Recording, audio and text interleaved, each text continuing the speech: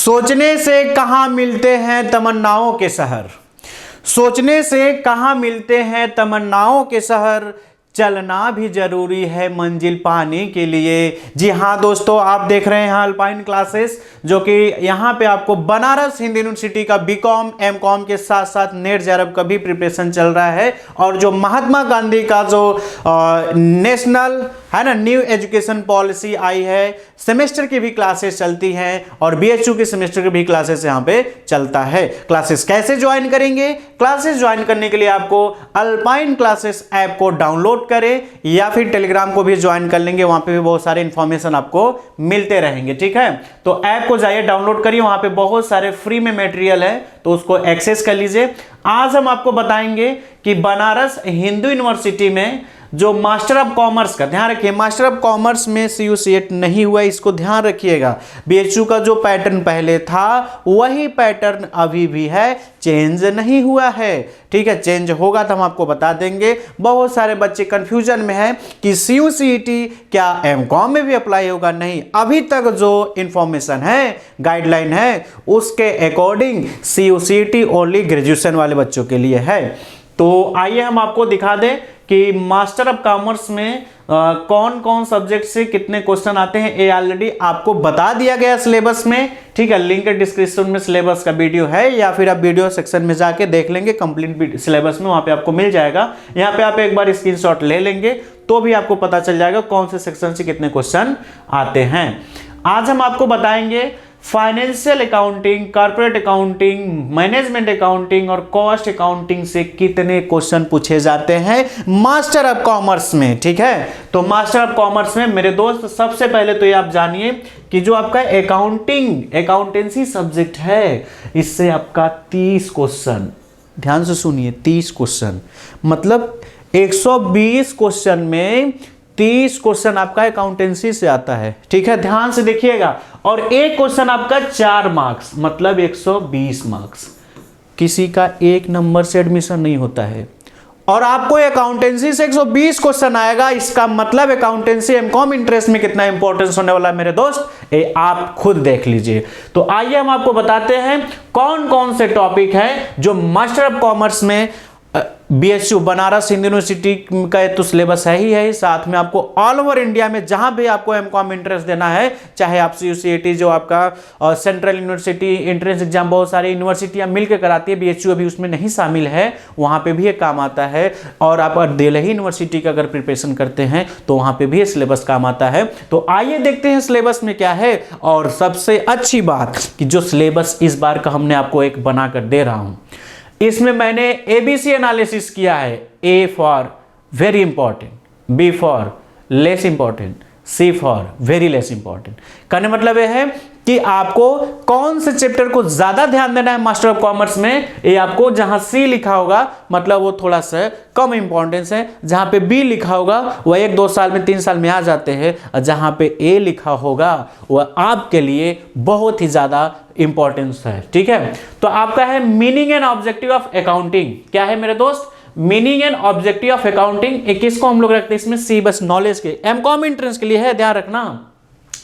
Basic accounting term है ना, accounting में बहुत सारे जो टर्मिनोलॉजी होते हैं ना, जैसे ड्राइंग क्या होता है, कैपिटल क्या होता है, अकाउंट क्या होते हैं, ये सारा कुछ इसमें हम लोग पढ़ेंगे।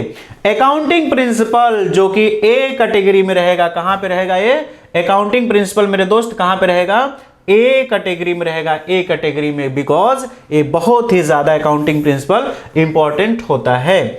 ठीक है, नेक्स्ट है आपका अकाउंटिंग स्टैंडर्ड एंड IFRS जो कि C कैटेगरी में कभी कभी 1-2 साल में पूछ लेता है, 3-4 सालों में अकाउंटिंग स्टैंडर्ड कोई वगैरह, जैसे 14 अमलगमेशन से रिलेटेड है ना, सेकंड आपका इन्वेंट्री वैल्यूएशन है, फर्स्ट आपका डिस्क्लोजर से रिलेटेड, थर्ड आपका कैश फ्लो, ऐसे करके आपका जो 32 अकाउंटिंग स्टैंडर्ड है।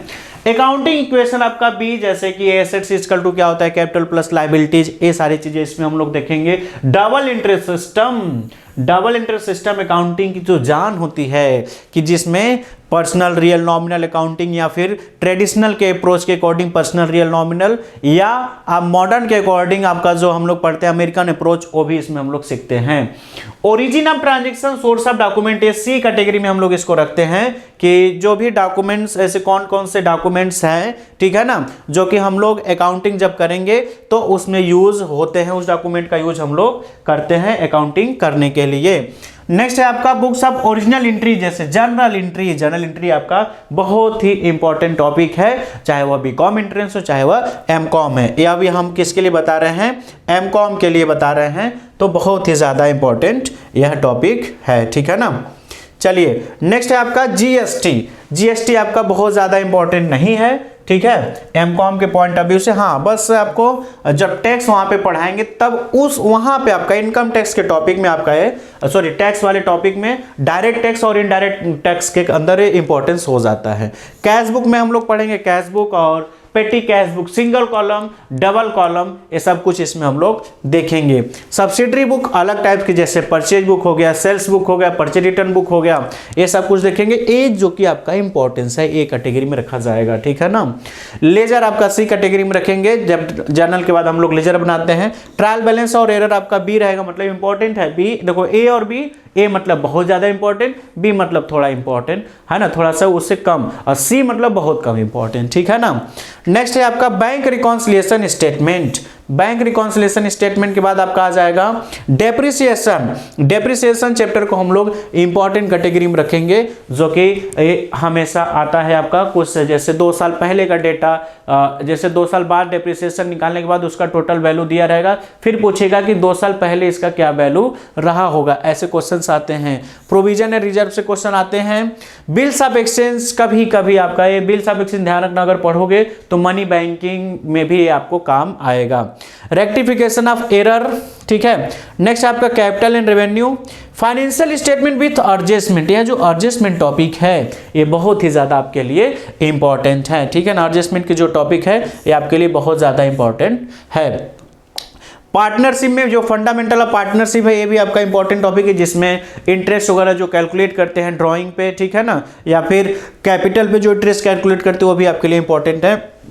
जो आपका नेक्स्ट है change in profit sharing ratio, यह तो बहुत ही ज़्यादा इंपॉर्टेंट है मेरे दोस्त, कि change in profit sharing ratio में old ratio minus new ratio equal to sacrifice ratio जो आता है, या फिर गेनिंग रेशियो, वो आपके लिए इंपॉर्टेंट है, पूछता है हमेशा, हर बार एग्जाम में पूछता है, इवन कि नेट एग्जाम में भी पूछता है। एडमिशन, एक न्यू पार्टनर का एडमिशन कराएंगे, उसके बाद न्यू रेशियो निकालना, गुडविल का कैसे कंट्रीब्यूशन करेंगे, ठीक है ना।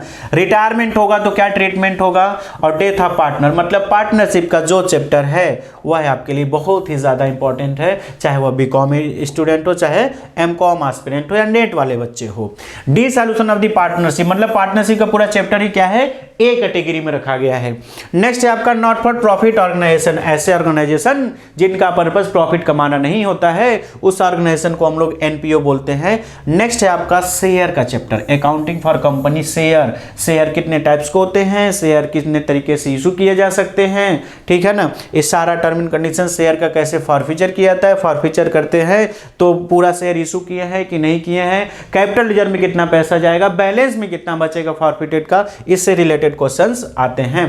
कंपनी का फाइनेंशियल स्टेटमेंट, कंपनी का जो बैलेंस शीट बनाना है और इनकम स्टेटमेंट बनाना है, उसको हम लोग ए कैटेगरी में रखते हैं, बहुत ही ज्यादा इंपॉर्टेंट है, ठीक है ना। चलिए नेक्स्ट है आपका analysis of financial statement. Next topic आपका क्या है मेरे दोस्तों, analysis of financial statement. Financial statement analysis, इसमें हम लोग cash flow, fund flow, ratio analysis है, ठीक है ना, ब्रेक इवन पॉइंट, ये सब सारी चीजें पढ़ते हैं। टूल्स में जैसे उन्हें बताया, टूल्स में आपका जैसे कंपैरेटिव हो गया, कॉमन हो गया, कॉमन साइज और ट्रेंड एनालिसिस, ये सारी चीजें हम लोग पढ़ते हैं। अकाउंटिंग रेशियो, हालांकि यहाँ पे राशन लिखा तो बस यहाँ पे आप लोग रेशियो कर लेना। अकाउंटिंग रेशियो क्या होते हैं, उसके टाइप्स क्या होते हैं, जैसे आपका प्रॉफिटेबिलिटी रेशियो हो गया, एक्टिविटी रेशियो हो गया, टर्नओवर रेशियो हो गया, ठीक है ना। एक्टिविटी रेशियो को ही हम लोग टर्नओवर रेशियो के नाम से जानते हैं, ठीक है ना। लिक्विडिटी रेशियो हो गया, सॉल्वेंसी रेशियो हो गया, कैश फ्लो स्टेटमेंट हो गया आपका, फंड फ्लो स्टेटमेंट हो गया, रॉयल्टी हो गया, ठीक है ना। ये सब चैप्टर बहुत ही ज्यादा ए कैटेगरी वाले है, ठीक है ना। ये सब चैप्टर क्या है मेरे दोस्त, ए कैटेगरी के है, ठीक है, रॉयल्टी वगैरह, ठीक। नेक्स्ट है आपका ब्रांच हो गया, डिपार्टमेंटल हो गया। ब्रांच हम किस लिए यूज करते हैं, सेल इंक्रीज करने के लिए, ठीक है। डिपार्टमेंटल आपका इफिशियंसी इंक्रीज करने के लिए किया जाता है। इंस्टॉलमेंट और परचेस सिस्टम, परचेस सिस्टम में क्या होता है कि आपका ओनरशिप जब लास्ट इंस्टॉलमेंट पेमेंट करते हो तब ट्रांसफर होता है। इंस्टॉलमेंट में ओनरशिप उसी समय ट्रांसफर कर दिया जाता है और इंस्टॉलमेंट धीरे धीरे आप पेमेंट करते हैं। बैंकिंग कंपनी का जो प्रोफार्मा होता है और इंश्योरेंस कंपनी है ना कैसे काम करती है। इंसॉल्वेंस के केस में क्या होता है, ये सारा इंपॉर्टेंट टॉपिक आपके लिए है, ठीक है ना। ये सारे के सारे टॉपिक क्या है आपके लिए इंपॉर्टेंट है, ठीक है। चलिए नेक्स्ट है दोस्तों के नेक्स्ट है डबल अकाउंट सिस्टम। नेक्स्ट आपका मेरे दोस्त क्या है, डबल अकाउंट सिस्टम, ठीक है। तो डबल अकाउंट सिस्टम जो ऐसी संस्थाएं जो पब्लिक कंसर्न है ना, मतलब जो पब्लिक यूटिलिटी के लिए काम करती हैं, वो लोग डबल एंट्री सिस्टम के जगह पे डबल अकाउंट सिस्टम को फॉलो करते हैं। अमलगमेशन अकाउंटिंग स्टैंडर्ड 14 जो कि बहुत ही ज़्यादा इंपॉर्टेंट है। रिकंस्ट्रक्शन का चैप्टर जो होता है वो आपके लिए क्या होता है, इंपॉर्टेंट होता है। अमलगमेशन, रिकंस्ट्रक्शन, ये सब चैप्टर क्या होते हैं मेरे दोस्त, बहुत ही ज़्यादा इंपॉर्टेंट होते हैं, ठीक है ना। चलिए नेक्स्ट है आपका मेरे दोस्त, हाँ रिकंस्ट्रक्शन मैंने आपको बता दिया। होल्डिंग कंपनी, कहोगे दोस्त सर इतना ज़्यादा चैप्टर पढ़ना है, तो दोस्त ध्यान रखना मैंने आपको बहुत सारे चैप्टर सी कैटेगरी में तो भी तो रखा था, तो सी वाले बस आपको ओवरव्यू देख के जाना है, बी को भी थोड़ा सा ओवरव्यू अच्छे से देख लेना है, ए वाले पे ज़्यादा फोकस करना है, एमकॉम एस्पिरेंट, ठीक है ना।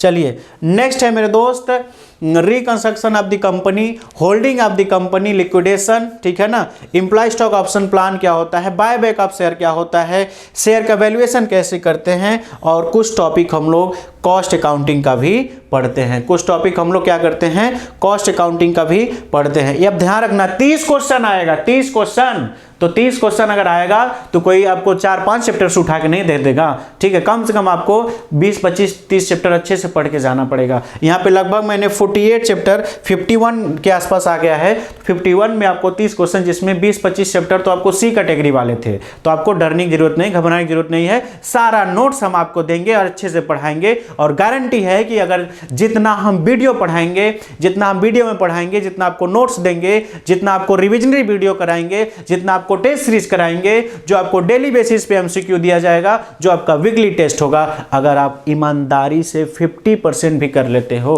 तो आपका एक सीट श्योर है कि बनारस हिंदू यूनिवर्सिटी में आपको एक सीट मिलना तय हो जाएगा। कॉस्ट अकाउंटिंग का सिलेबस आपको मेरे दोस्त की मीनिंग हो गया, क्लासिफिकेशंस रिलेटेड हो गया, मेथड टेक्निक हो गया, है ना, एलिमेंट ऑफ कॉस्ट हो गया, और मटेरियल कैसे इशू करते हैं, रीऑर्डर लेवल वगैरह इससे रिलेटेड है ना, लेबर टर्नओवर, और आपका वेज पेमेंट सिस्टम क्या होता है, ठीक है, unit costing, preparation of cost sheet, हम लोग कॉस्ट शीट वाला चैप्टर ध्यान रखना इंपॉर्टेंट होता है एमकॉम एस्पिरेंट के लिए, ठीक है ना।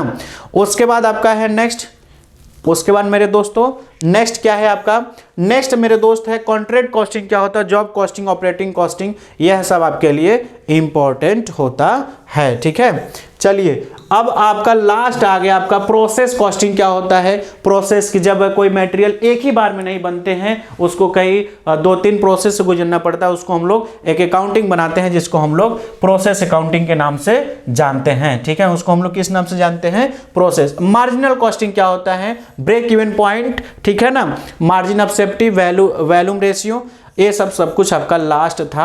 यहाँ पे आपका अकाउंटिंग का सिलेबस खत्म हो गया, ठीक है ना। यहाँ पे क्या हो गया मेरे दोस्त, अकाउंटिंग का सिलेबस खत्म हो गया। यह सिलेबस आपको मेरे दोस्त टेलीग्राम पे हम आपको डाल देंगे, जिससे आपको इजीली आप वहाँ पे आप एक्सेस कर सकते हैं, और अल्पाइन क्लासेस के ऐप के फ्री स्टडी मटेरियल में भी इसको हम डाल देंगे, जिससे आप आसानी से इस सिलेबस को आप ले सकते हो, ठीक है ना। अब देखिए 55 चैप्टर में लगभग आपका 15 से 20 चैप्टर किस कैटेगरी में थे, 15 से 20 चैप्टर आपके लेस इंपॉर्टेंट और एकदम वेरी लेस इंपॉर्टेंट कैटेगरी में थे। आपका 25 से 30 चैप्टर ही बहुत ही ज्यादा इंपॉर्टेंट। अब ध्यान रखना 30 क्वेश्चन है, घबराना नहीं कि इतना चैप्टर पढ़ेंगे, और ये चैप्टर कैसे पढ़ेंगे, ये चैप्टर मेरे दोस्त एक वीडियो में एक चैप्टर होगा, मतलब 50 घंटे में कि आप 40 घंटे में आपका पूरा अकाउंटिंग खत्म हो जाएगा और आपको 10 से 12 घंटे का रिविजनरी वीडियो पूरा मिलेगा, जिससे आप एग्जाम के 2-3 दिन पहले आसानी से रिवीजन कर लोगे और इतना ज़्यादा आपको क्वेश्चन का प्रैक्टिस कराया जाएगा जिससे आपका कोई भी प्रॉब्लम नहीं होगा।